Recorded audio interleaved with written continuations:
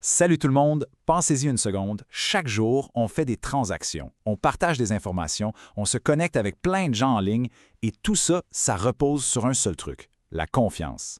Mais comment ça se bâtit pour vrai cette confiance-là dans le monde numérique? C'est exactement ça qu'on va décortiquer ensemble. C'est la question qui tue, non? Chaque fois qu'on entre un mot de passe ou un numéro de carte de crédit, on fait un acte de foi. On doit être absolument certain de l'identité de notre interlocuteur. C'est vraiment la pierre angulaire de toute la sécurité sur Internet. Pour bien comprendre le numérique, le plus simple, c'est de faire un parallèle avec le monde réel. Dans la vie de tous les jours, on se fie à des documents papier, à une carte d'identité ou un passeport pour prouver qui on est. On utilise une serrure et une clé pour protéger nos biens. Eh bien, le monde numérique a ses propres équivalents. Les certificats numériques, c'est comme nos passeports. Et la cryptographie, c'est l'équivalent d'une serrure inviolable, mais bâtie avec des mathématiques. Bon, alors comment on la bâtit concrètement, cette confiance? On s'entend que ça ne repose pas sur du vent. Ça s'appuie sur des piliers vraiment bien définis qui soutiennent toute notre structure de sécurité en ligne. OK. Imaginez une pyramide, la pyramide de la confiance. Tout part de la base, le plus important, l'authentification. En gros, s'assurer de l'identité des gens. Ensuite, on monte d'un étage, l'autorisation, c'est-à-dire qui a le droit de faire quoi.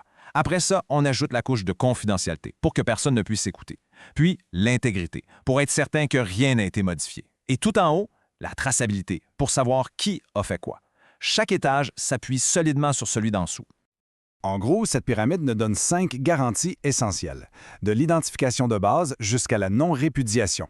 Ça, c'est une façon un peu chic de dire qu'on ne peut pas nier avoir fait une action. C'est super important pour le commerce en ligne, par exemple. Ça garantit qu'un achat ou une signature de contrat ne peut pas être contesté plus tard. Le point crucial, c'est que ces 5 éléments doivent tous fonctionner ensemble. D'accord. La théorie, c'est bien beau. Mais en pratique, comment ça marche? Tout commence avec un document fondamental. L'équivalent de notre carte d'identité, mais en version numérique. Pour qu'une carte d'identité soit valide, elle doit être émise par une autorité qu'on reconnaît, comme un gouvernement.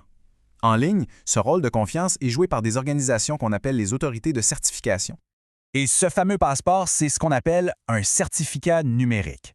C'est un fichier qui relie une identité qui a été vérifiée, comme le nom d'un site Web, à une clé cryptographique. C'est, en quelque sorte, la preuve d'identité officielle et infalsifiable du monde en ligne. Et ça, c'est vraiment le cœur du système. Tout repose sur le fait qu'on décide collectivement de faire confiance à ces tiers, ces autorités de certification, pour qu'elles fassent bien leur travail de vérification. On peut les voir un peu comme le bureau des passeports d'Internet. Et là, regardez ça, c'est super intéressant parce qu'on voit à quoi ça ressemble un vrai certificat. Ce n'est pas juste un concept abstrait, on a des champs très clairs, émis pour, émis par, validité. C'est ni plus ni moins qu'une carte d'identité, avec un nom, une autorité qui l'a émise et une date d'expiration. Parfait.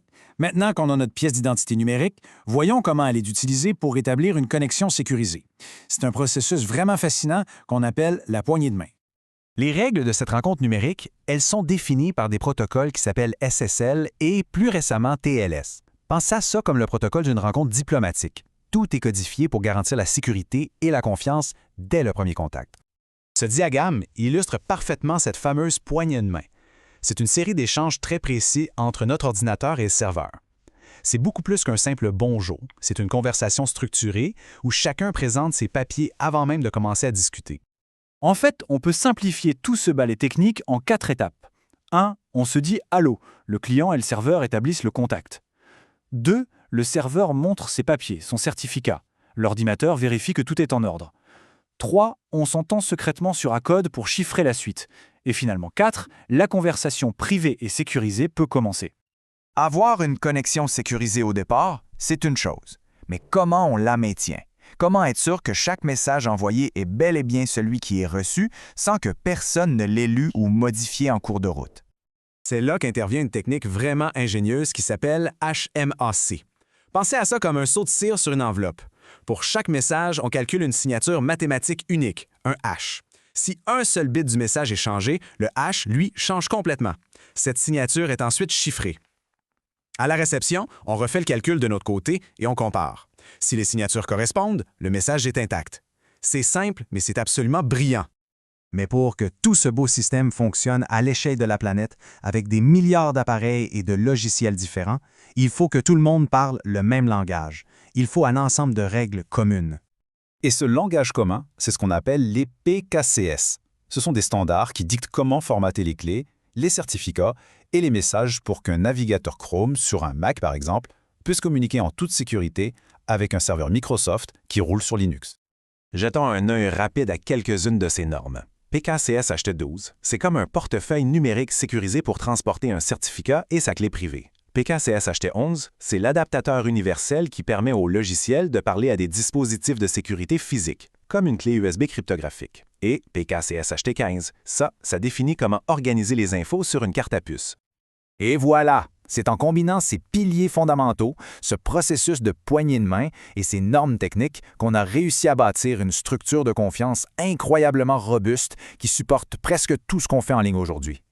Mais il faut garder en tête que ce système a été pensé pour un monde de navigateurs et de serveurs. La question qu'on doit se poser maintenant, c'est, alors que l'intelligence artificielle et les mondes virtuels prennent de plus en plus de place, est-ce que ces fondations vont être suffisantes? À quoi va ressembler la confiance demain?